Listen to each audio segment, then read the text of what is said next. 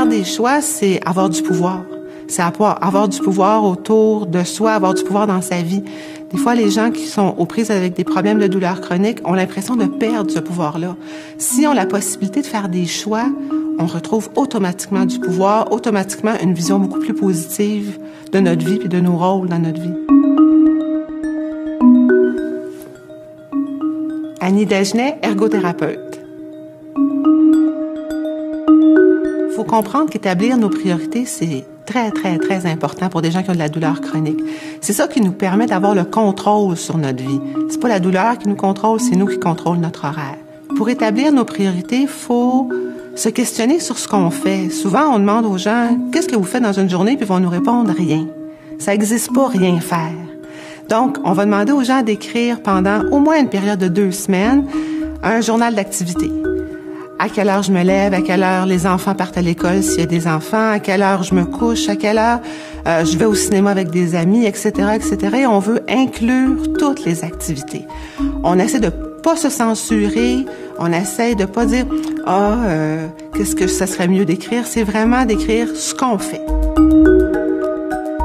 Donc, on fait notre journal d'activité, puis ensuite de ça, on s'assoit et on regarde.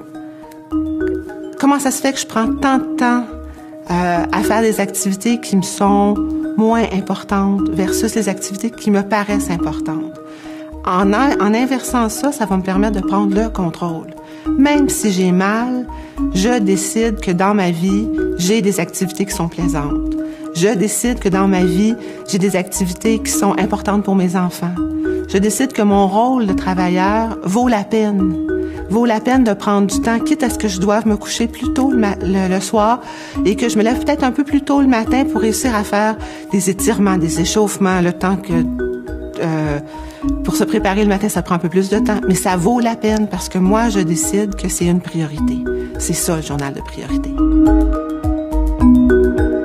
Une fois que tu as établi ta liste de priorités, on sait où ce qui va nous coûter plus cher d'énergie. Finalement, c'est ça. Dans une semaine, on sait peut-être que au début de la semaine, ça va mieux. À la fin de la semaine, ça va moins bien. Donc, on va peut-être mettre des activités qui sont plus coûteuses en énergie au début de la semaine. Ou si on sait que la fin de semaine, on a plus de temps, on est plus libre. Peut-être que les activités qui sont plus coûteuses en énergie vont pouvoir être placées là. Ça peut être une bonne chose pour établir encore la liste par rapport à la liste de priorités. Même chose si on sait qu'en fin de semaine prochaine, on s'en va, on sort avec des amis parce que c'est la fête de quelqu'un.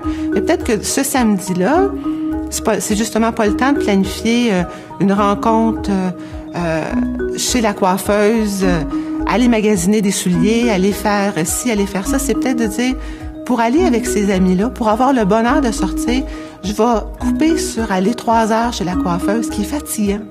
Puis je vais m'assurer que le linge que je veux porter, il est lavé d'avance, puis il est repassé d'avance, puis je l'ai déjà dans mon garde-robe. Je vais pas aller me chercher une nouvelle robe cette journée-là. Voir mes amis va être plus important que mon nouveau look.